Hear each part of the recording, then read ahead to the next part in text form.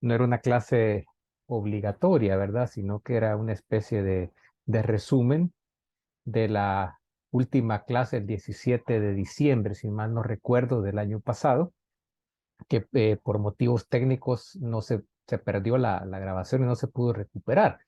Entonces, vamos a hacerla de una manera, pues, no tan extendida, sino que espero yo una media hora, 40 minutos lo más, para ver nada más los aspectos generales de la clase de esa fecha, ¿verdad? Así que voy a compartir pantalla.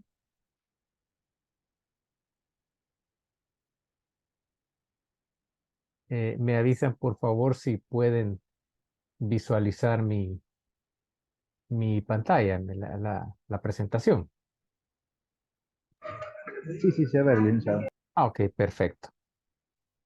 Bueno, para hacer un resumen general, esta clase trató acerca de la relación, de la interrelación que existe entre el Antiguo y el Nuevo Testamento. Tiene como objetivo, o mejor dicho, tuvo como objetivo el, eh, el poder hacer notar que no podemos nosotros estudiar y meditar solamente en uno de los dos testamentos, sino que tenemos que interrelacionarlo y estar pues estudiando tanto el Antiguo como el Nuevo, ya que ambos se relacionan de manera pues muy amplia. Tan es así que muchos de los escritores del Nuevo Testamento citan algunos libros, como el libro de Isaías, por ejemplo, como el libro de los Salmos. Es citado frecuentemente por los escritores de los libros y cartas del Nuevo Testamento. Así que tenemos que comprender pues esa relación que existe, ¿verdad?, entre el Antiguo y el Nuevo Testamento. Así que vamos a iniciar con una frase conocida por ustedes. La encontramos en la epístola a los Hebreos, iniciando la epístola, capítulo 1, versículos del 1 a 2, donde dice, parafraseando, que Dios pues en tiempos antiguos habló a nuestros antepasados de muchas veces y de diferentes maneras por medio de los profetas. Eso fue claro que los profetas se convirtieron en la voz de Dios en el Antiguo Testamento. Muchos de ellos al iniciar cada una de sus pronunciamientos decían, así dice el Señor, por ejemplo, era una frase muy utilizada, o al final de una frase que Dios les había encomendado decir a su pueblo, decían oráculo del Señor, como aparece también en algunas versiones, traducciones de la Biblia. Entonces, en los tiempos antiguos, sobre todo en el tiempo del Antiguo Testamento, Dios habló a su pueblo mediante los profetas. Pero tal como dice Hebreos 1:1-2, ahora en estos tiempos últimos nos ha hablado por su Hijo, mediante el cual creó los mundos y al cual ha hecho heredero de todas las cosas. Quiere decir que ahora en el Antiguo Testamento, la nueva revelación, nosotros la tenemos a través de Jesucristo. Ya Jesucristo habla de una manera concisa, de una manera precisa y aparte de eso, de una manera definitiva, transmitiendo la voluntad del Padre para nuestra vida. El autor precisamente de esta epístola de los Hebreos muestra con estas palabras que su mundo fue transformado, o sea, hubo una transformación debido a un evento de tanta importancia que incluso dividió la historia de la humanidad en dos periodos, ¿verdad? Antes de la era cristiana y luego de la era cristiana. Entonces, estos hechos que transformaron la vida de todos nosotros, no solo del escritor de la Epístola de los Hebreos, esto comprende el nacimiento o la encarnación, mejor dicho, de nuestro Señor Jesucristo, porque tenemos que recordar que Él es coeterno con el Padre, que es decir que existe desde antes de la fundación del mundo. Sin embargo, irrumpe en nuestra historia en el momento que se encarna y se hace parte de nuestra historia, ¿verdad? Pero siempre tenemos que tener bien claro que Él es eterno y que existe antes de la fundación del mundo. Pero no solo el nacimiento, no solo la encarnación, quizás sería un término más adecuado para referirnos a esto, sino que también su vida, su ministerio terrenal, su muerte, su resurrección y su ascensión al cielo. Y quizás aquí podríamos agregar otro aspecto sumamente importante, que es su segunda venida, lo que los teólogos llaman la parusía, ¿verdad? La cual nosotros como cristianos esperamos. No sabemos si vamos a estar en este mundo en el momento que ese hecho se lleve a cabo, pero de lo que sí estamos seguros es que va a suceder. No sabemos en qué tiempo. Entonces, esto ha transformado eh, la vida de todas las personas, incluyéndonos nosotros en la actualidad. Entonces, Dios habló de una manera nueva, una manera diferente, ya no era a través de profetas, y también de una manera decisiva, definitiva, mediante su Hijo Jesucristo, ¿verdad? Entonces, pero sí, pero algo bien importante, el hecho que Dios cambiara la forma en la que se comunicaba con su pueblo, no quiere decir que el Antiguo Testamento quedó abolido, sino que siempre vigente, pero su cumplimiento se llevó a cabo ya en Cristo. O sea, en Cristo tiene cumplimiento todas las profecías y todas las promesas que se dieron desde el Antiguo Testamento. La Biblia de la comunidad cristiana primitiva o naciente en el siglo I fue lo que nosotros llamamos ahora el Antiguo Testamento o la Biblia hebrea, ¿verdad? Este autor, el autor anónimo, por cierto, se desconoce quién fue el escritor de la Carta a los Hebreos, da un elocuente testimonio y un importante testimonio acerca de la validez del Antiguo Testamento. O sea, prácticamente dice que no quedó abolido, sino que simplemente su cumplimiento se dio en la persona de Jesucristo.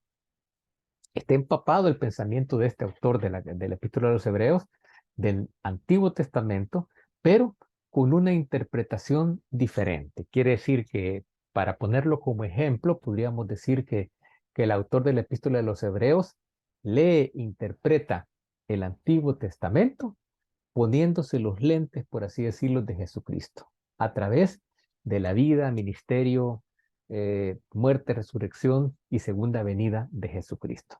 Se puede hacer una comparación o una analogía entre la Biblia y una planta que crece, por ejemplo, ¿verdad? El Antiguo Testamento vendría a componer o a ser la raíz, el tallo de la planta, las hojas y el cáliz. Y el Nuevo Testamento podríamos compararlo con la flor, o sea, con el punto culminante y con la gloria que tiene o tendría la planta siguiendo esta analogía o este ejemplo.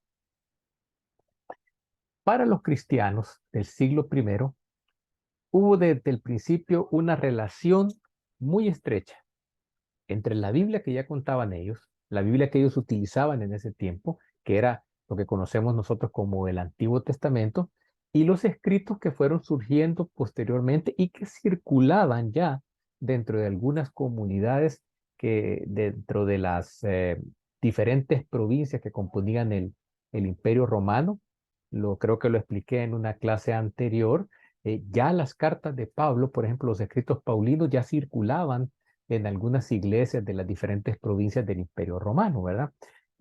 Todavía no había llegado a su composición final, e incluso el Antiguo Testamento todavía no había llegado tampoco a su composición definitiva tal como lo conocemos hoy, pero era un cuerpo ya con mucha más forma que el naciente Nuevo Testamento que empezaba a circular en esa época. Dios se revela en la historia humana y el Antiguo Testamento es un testimonio de esta revelación. Decimos que la revelación de Dios se da a través de toda la Biblia. Esta revelación se da desde el Génesis hasta el Apocalipsis. Y podríamos hablar, o mejor dicho, podríamos llamar a esta revelación una revelación progresiva.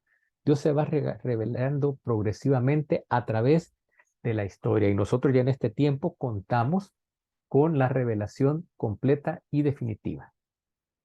Dios también se dio a conocer por medio de sus acciones en la vida de un pueblo, y este pueblo es Israel.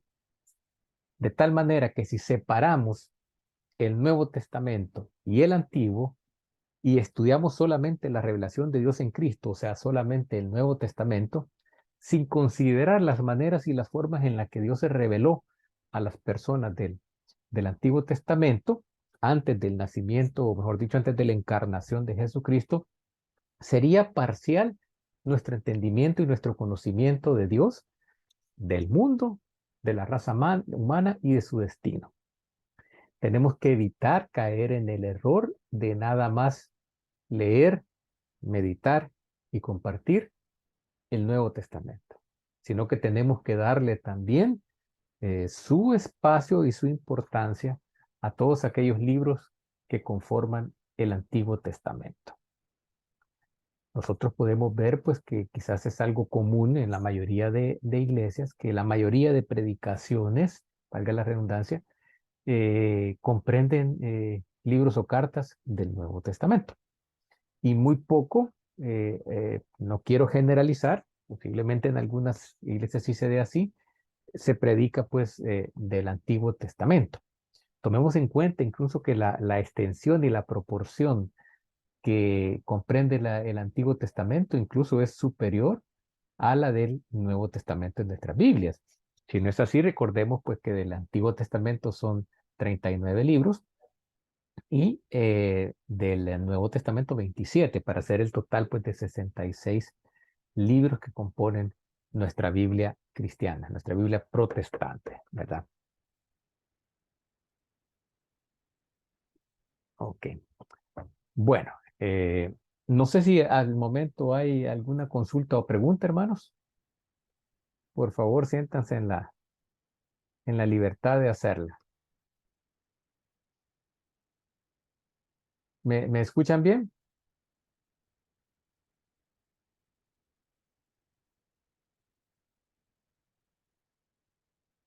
¿Me escuchan bien, hermanos? No sé si alguien puede, perdón, abrir su micrófono y decirme si se escucha bien el audio.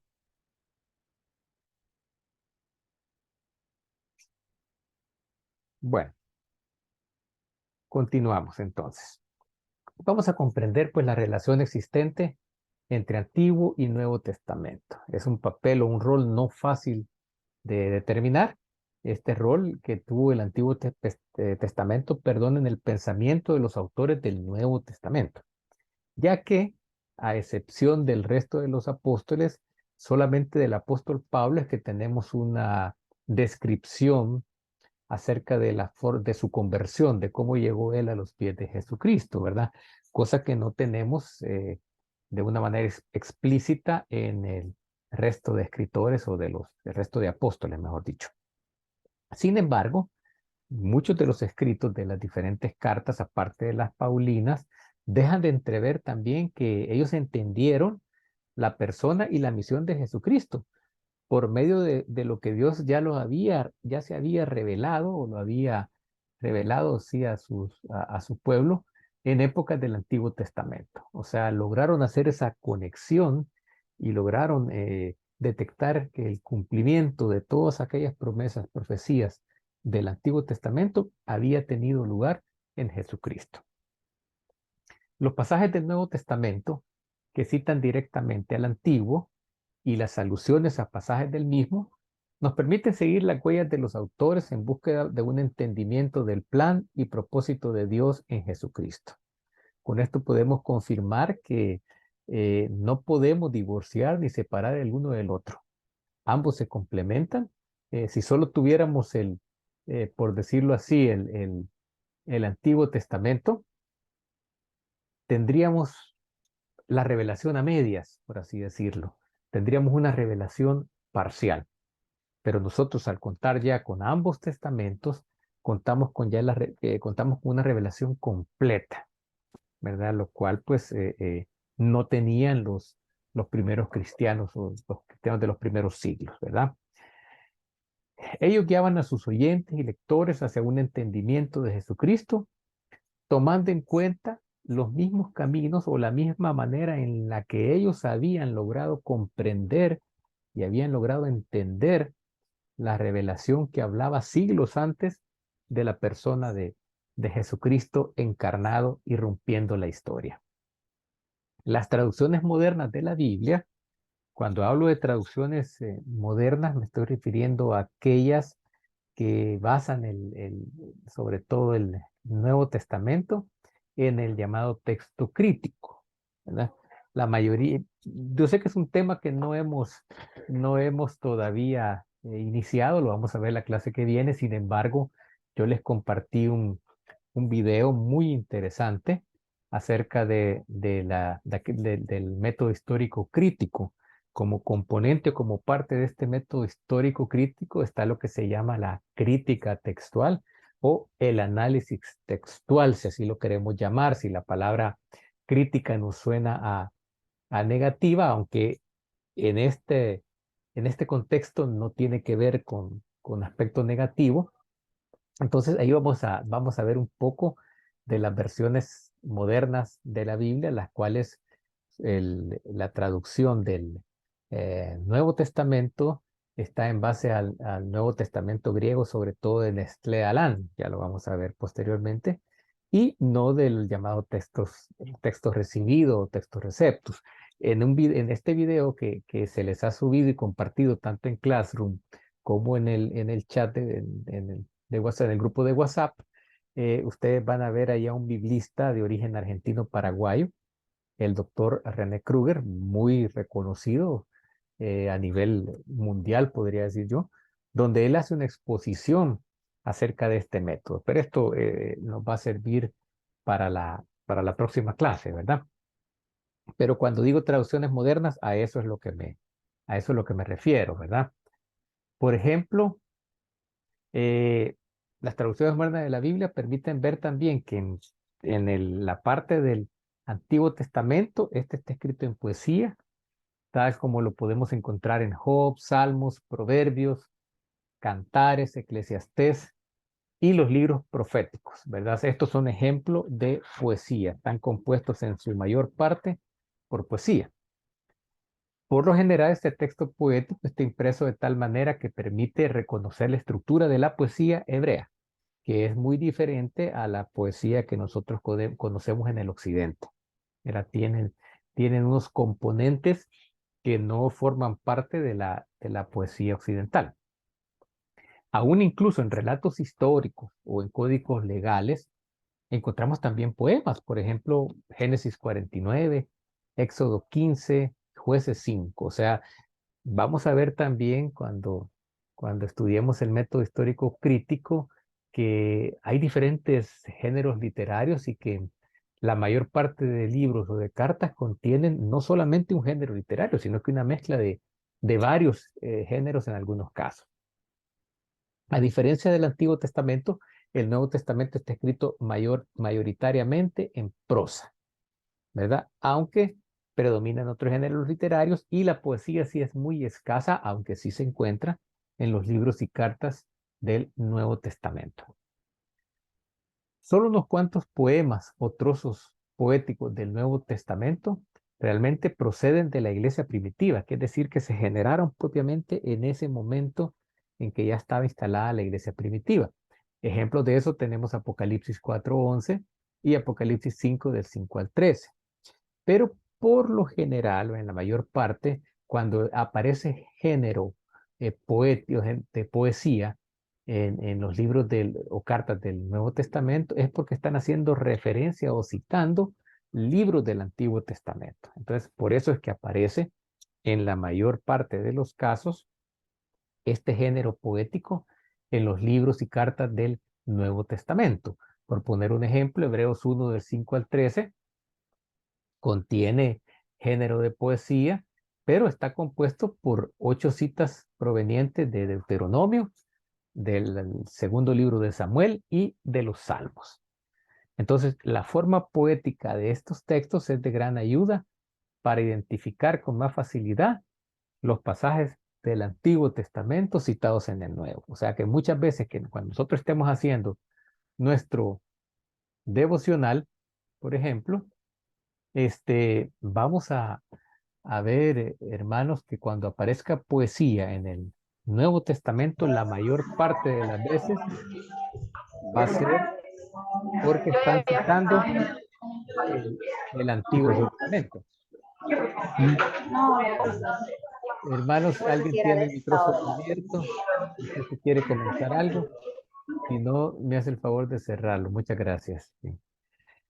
Bueno, muchas Biblias incluyen notas y referencias cruzadas. Estas notas y referencias cruzadas pues ayudan al usuario a que se identifique esa relación entre Antiguo y Nuevo Testamento, ¿verdad? Eso es muy, muy interesante. Tengo aquí un mensaje de chat. Ah, no tenga pena, hermano, no hay problema si entro tarde, no se preocupe. Bueno, ese es muy importante en algunas Biblias de estudio o la mayoría de Biblias pues tiene esas referencias cruzadas, ¿verdad? En las cuales está la cita del texto del Nuevo Testamento y nos remite a dónde está ubicado la porción que citan en el Antiguo Testamento, ¿verdad? Permítame, hermano, que ok, sí.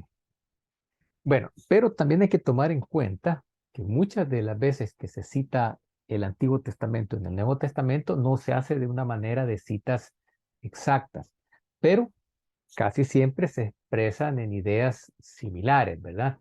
Eh, Parafraseadas, por así decirlo, alusiones o ecos del pensamiento de un determinado pasaje del Antiguo relacionado con el Nuevo, ¿verdad? También aquí perdón, alguien levantó la mano, hermano, por favor, adelante. Sí, hermano, perdón ahí que lo interrumpa. No tenga pena, Fíjese no, que no, ya que está con este tema, me llama la atención porque eh, no recuerdo hace cuánto escuché yo en una exposición sí, sí, de la Biblia que se mencionó que, por ejemplo, los primeros cristianos sí, citaban la escritura, así como Pedro, por ejemplo, que sí, citaba la escritura según los hechos, ¿verdad? es correcto. Pero que la forma de citarla en ese tiempo era como diferente a la forma actual que nosotros la citamos. Entonces ahí me queda duda. No sé si más adelante nos pueda aclarar algo al respecto, porque como que ellos usaban esas citas de otro modo. Es Incluso correcto. Jesús creo que usaba de otro modo las citas. Está usted completamente en lo correcto, hermano. La forma de citar de ellos era muy diferente a la nuestra. Nosotros estamos en la actualidad ¿Sí? acostumbrados a citar de una manera exacta. Y obviamente, si estamos haciendo un trabajo, digamos, académico, le ponemos en la referencia, ¿verdad? Pero tomamos casi siempre o citamos de una manera exacta. Ellos no lo hacían necesariamente así, sino que ellos muchas veces expresaban una idea parecida. Una idea parecida, en algunos casos era completamente comprensible, pero en algunos casos nos podría parecer a nosotros, a los contemporáneos en el siglo XXI, como que estaba un poco forzada esa cita, ¿verdad? Sin embargo, para ellos era una manera muy usual de hacerlo. O sea, era lo normal, digámoslo así. De hecho, yo voy a tener unos ejemplos. Dentro de poco vamos a ver unos ejemplos en los cuales vemos que hay pasajes que como que no nos concuerda mucho con lo que nosotros tenemos en la Escritura. Y le voy a dar un ejemplo. La Biblia que utilizaban los cristianos, los primeros cristianos, la iglesia primitiva, era la llamada Septuaginta, era que era una traducción al griego del Antiguo Testamento hebreo. O sea, traducido del idioma hebreo al griego. O sea, esa es la que ellos citaban en la mayoría de los casos. Entonces, a veces hay palabras que no son iguales o difieren un poco de la traducción del hebreo al griego. Vamos a ver un ejemplo dentro de poco, ¿verdad? Pero sí, la forma de citar, tal como usted lo comentó, diferente a la nuestra. Diferente a la nuestra, sin embargo, completamente válida. A esto sumemos también que Vamos a verlo también en la próxima clase cuando veamos métodos de exégesis o de interpretación bíblica. Vamos a ver que en cada época dentro de la historia de la iglesia se han utilizado distintos métodos para hacer exégesis bíblica. Y los judíos tenían un método muy particular, lo que ellos llamaban el Midrash, que hacían una relectura, por ejemplo, de pasajes del Antiguo Testamento. Ellos hacían una relectura adaptada al Nuevo Testamento. De manera que esto era completamente normal y aceptado en esa época, ¿verdad? Vamos a ver un ejemplo de eso también, ¿verdad? No sé si contesto, hermano, con eso su inquietud.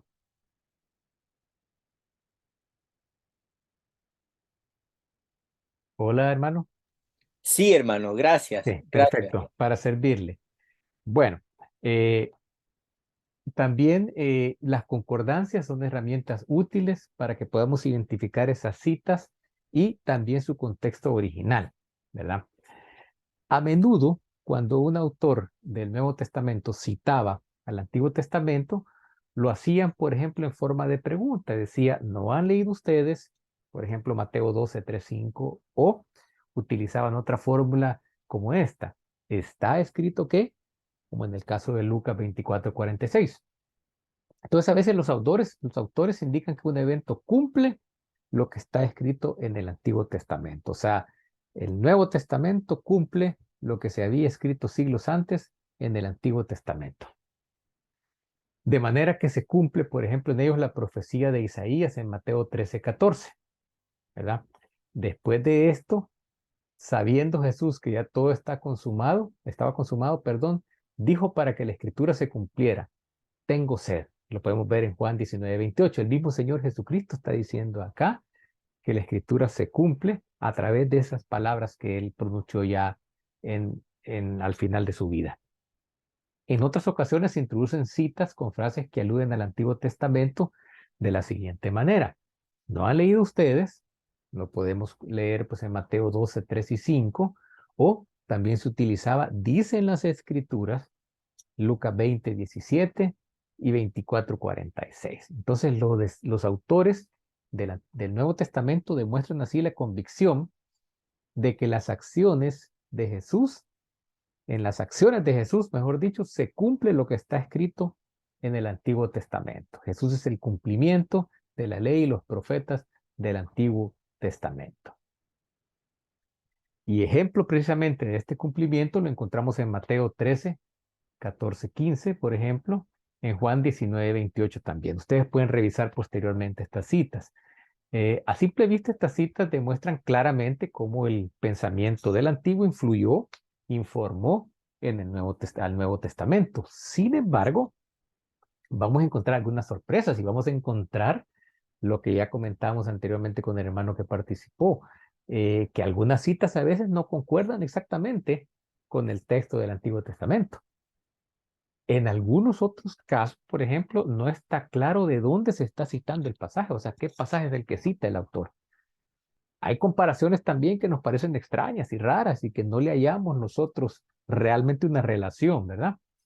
Y también dentro de esto hay interpretaciones inesperadas que realmente nos sorprenden y pensaríamos que, bueno, cómo es que eso está escrito si no encontramos nosotros, o cómo es que se cita eso si no hallamos lógica de dónde se encuentra o que concuerde con lo que dice.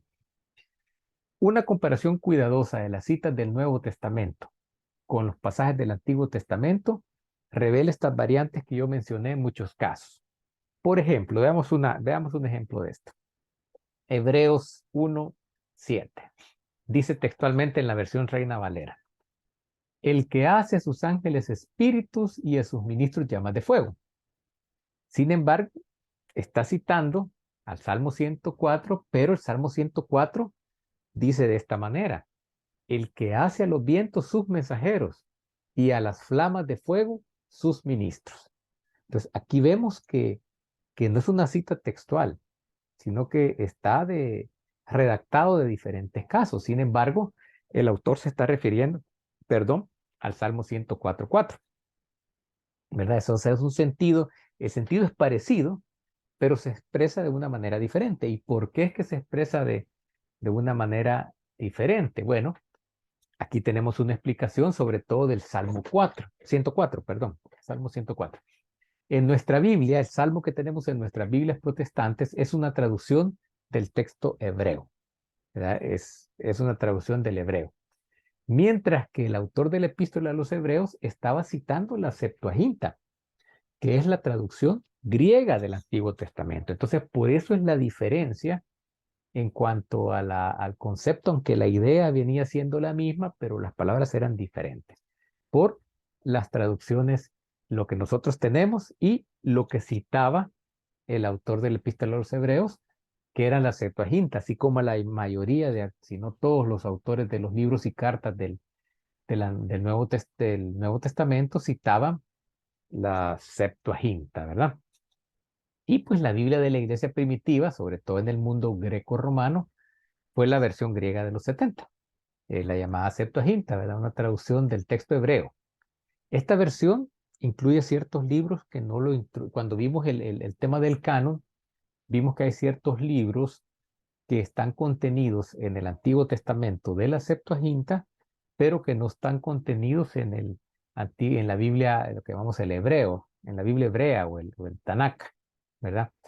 Estos libros, por ejemplo, los libros de Macabeos, el libro de Tobit, adiciones al libro de Esther y de Daniel, son libros que los católicos romanos llaman deuterocanónicos, pero que nosotros los protestantes llamamos libros apócrifos. Vimos en la clase anterior, si ustedes estuvieron presentes, cómo se llaman de diferentes formas estos libros. Para los católicos romanos son deuterocanónicos porque según ellos son del segundo canon. O sea, son libros que no entraron de una sola vez a formar parte del canon bíblico, sino que hasta que se hizo una segunda revisión.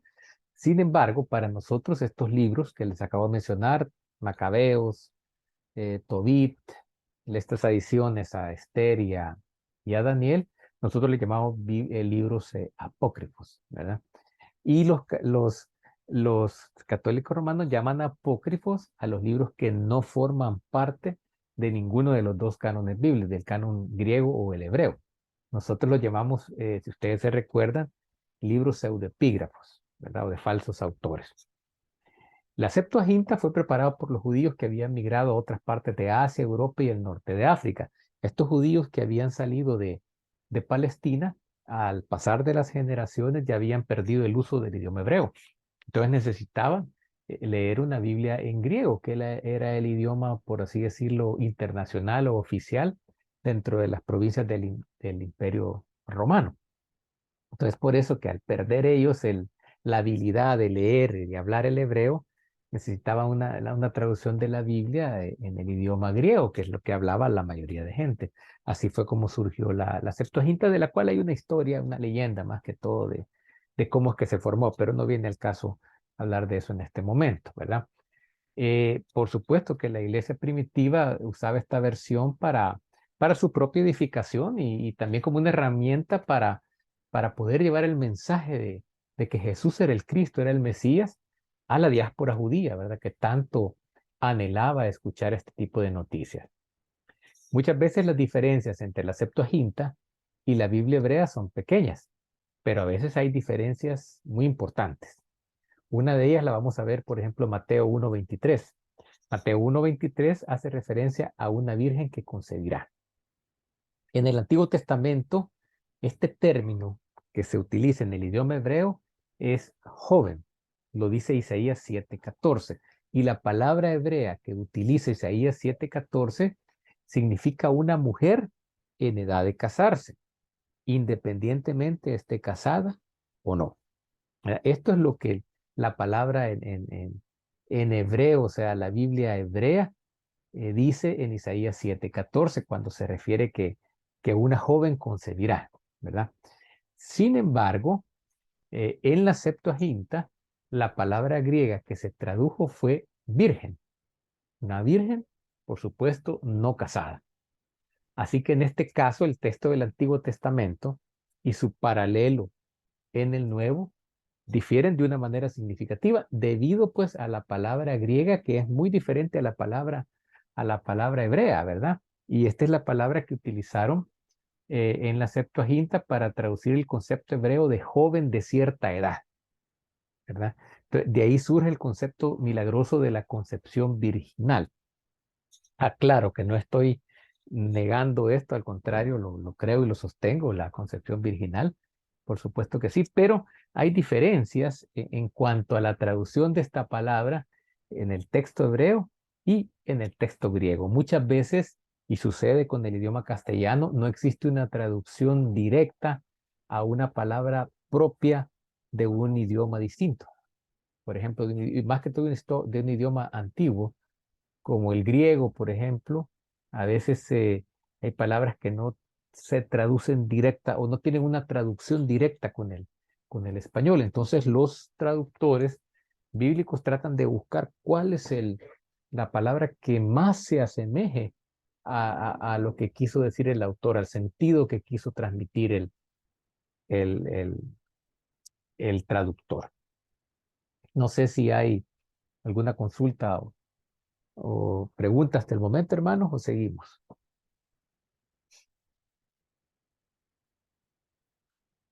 Vamos a avanzar un poco por cuestión de tiempo. Hay otros ejemplos que ustedes, esta presentación ustedes ya lo tienen. Si de todos modos ahorita este repaso va a quedar grabado también, entonces voy a saltar algunas cosas por cuestión de tiempo, ¿verdad? Aquí hay un ejemplo de cómo se cita el Antiguo Testamento en el Nuevo y también de quién es el que interpreta correctamente estas citas. Por ejemplo, en el encuentro de Felipe con el etíope, ¿verdad? Podemos ver que Felipe cita directamente Isaías 53, 7 y 8 para anunciar las buenas nuevas acerca de Jesús. Recordemos que el etíope leía, pero no entendía. Y le dice, ¿cómo? Parafraseando, le dice, ¿cómo voy a entender si hay alguien que no me lo explique? Entonces, Felipe, quien fue movido por el Espíritu hasta donde se encontraba este funcionario etíope, le explica Isaías 53, 7 y 8, ¿verdad? Algo que no había quedado o quizás no quedó muy claro para los receptores originales, pero que tiene su interpretación en Jesucristo, ¿verdad? Entonces, eso es muy importante que lo tengamos presente. Ciertos usos del Antiguo Testamento en los Evangelios podrían parecer raros a la mente moderna, pero eran muy entendibles para los lectores y para los oyentes del primer siglo, ¿verdad? Este uso del Antiguo Testamento refleja cómo interpretaban textos en aquella época. Por ejemplo, Mateo 2:18 cita palabras de Jeremías 31:15. Aquí voy a tomar la traducción del lenguaje actual y dice de esta manera: grandes llantos y lamentos oyó la gente de Ramá. Es Raquel que llora por la muerte de sus hijos y no quiere ser consolada. Veamos en el contexto que Jeremías escribe esto, ¿qué estaba sucediendo? Bueno, Jeremías está hablando de la tragedia del exilio, del destierro de Israel a Babilonia. Raquel es la madre de Israel que murió siglos antes, en Génesis 35, 16, 20 lo podemos ver, y quien llora inconsolablemente por los descendientes de sus hijos, José y Benjamín. En el libro de Jeremías, este texto es seguido por un mensaje de aliento para el pueblo. ¿Qué relación tiene este texto con Mateo? Bueno, quizás el autor de Mateo imaginó a Raquel llorando nuevamente. Esta vez no por el destierro a Babilonia, sino que por los niños que murieron en la barbarie de Herodes. Entonces cualquiera puede decir, bueno, entonces, ¿fue profecía o fue una relectura o un midrash, como podríamos decir, de Jeremías, el que utilizó Mateo? Sin embargo, esto pues es muy interesante para ver esa relación que existe, ¿verdad? Muy importante, yo se los he dicho, conocer lo que el escritor original quiso transmitir a sus destinatarios originales. Eso es muy importante. Pero tengamos presente que la Biblia es un libro atemporal, o sea, es un libro vigente para todas las generaciones, que tiene un mensaje, tuvo un mensaje para el tiempo de Jeremías, tuvo un mensaje también en el tiempo de Mateo, en el Nuevo Testamento, y tiene un mensaje para nosotros en la actualidad.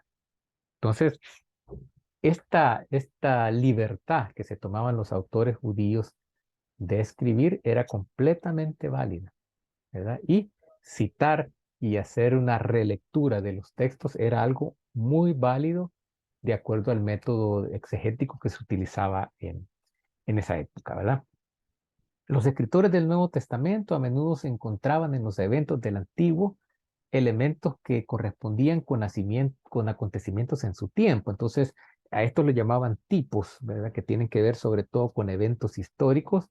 Estos eventos sirvieron de paradigmas o también fueron modelos para entender lo que pasaba en la vida de Jesucristo y la experiencia de Jesús. O sea, tipos no solamente es de personas, sino que también de situaciones que sucedieron, los cuales ellos los llevan, los sacan a colación siglos después para poder entender muchas de las situaciones que pasaban tanto en la vida de Jesús como en la vida que estaba experimentando la naciente iglesia, ¿verdad? Este mensaje consolador de Jeremías 31, 16, 20, que les mencioné anteriormente, se aplica a la muerte de los niños en Belén. Entonces, ¿qué podemos reflexionar o cómo podemos aplicar, por así decirlo, estos pasajes en nuestro tiempo? Bueno, que Dios permite el sufrimiento en algunas veces, pero detrás de todo sufrimiento, Él trabaja para lograr grandes cosas para la salvación de la humanidad. Nosotros como lectores del siglo XXI encontramos ciertas interpretaciones del Antiguo Testamento que nos sorprenden, ¿verdad? Algunas lecturas inesperadas en las cuales se utiliza una interpretación alegórica.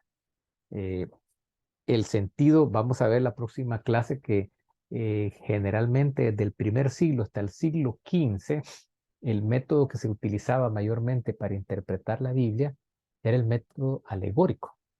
Este método alegórico tuvo su rompimiento con la llegada de los reformadores, los cuales ya implementaron otro tipo de método de estudio de interpretación bíblica, ¿verdad?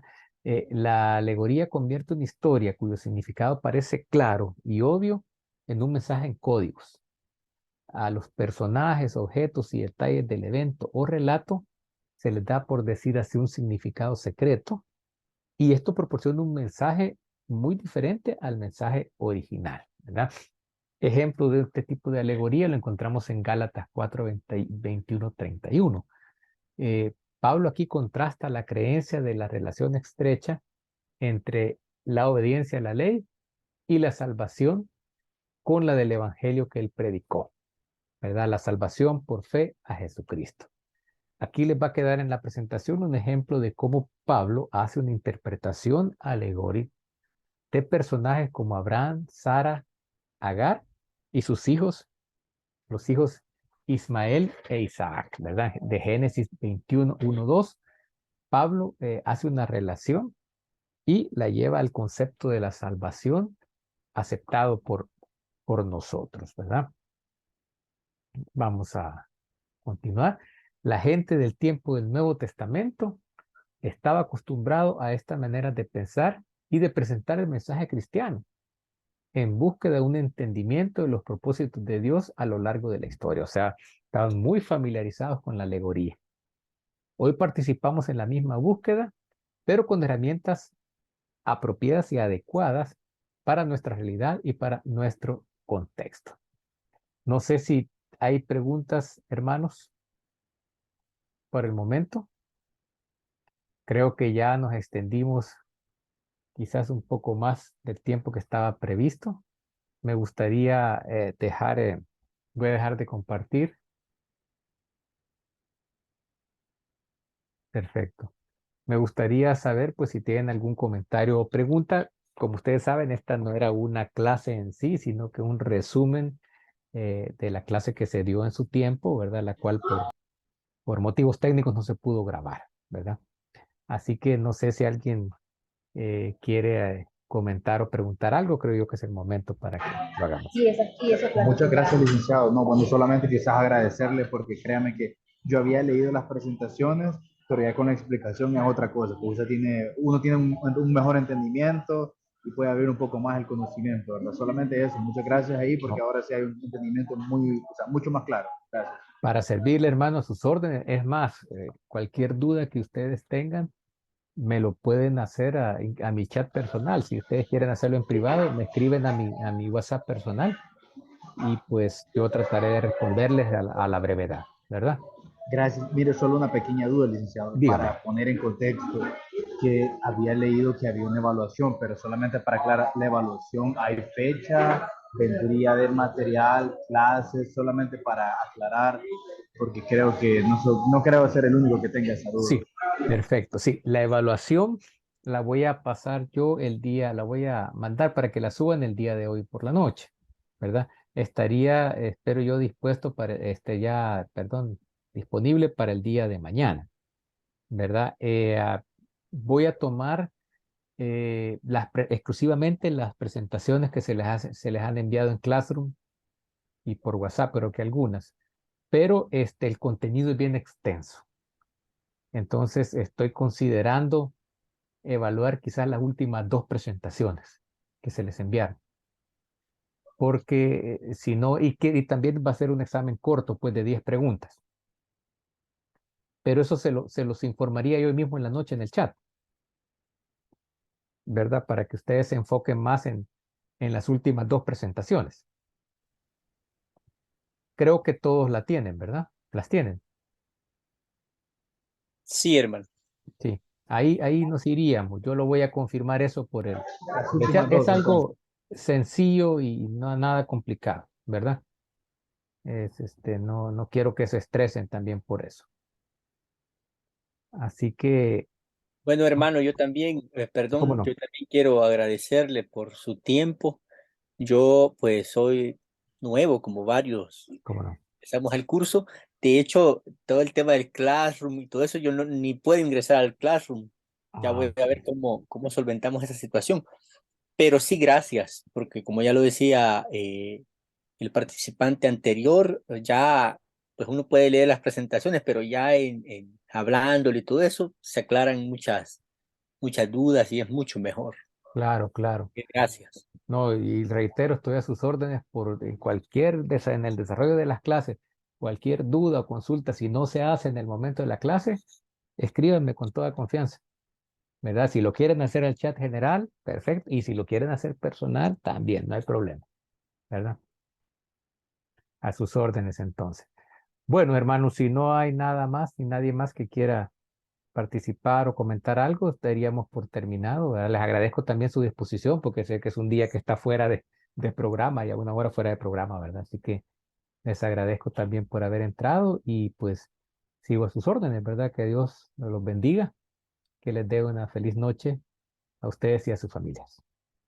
Pasen muy buenas Buenas noches. noches, Dios gracias a los todos. bendiga. Cuídense. Adiós. Dios los Buenas bendiga. noches a todos. Buenas noches.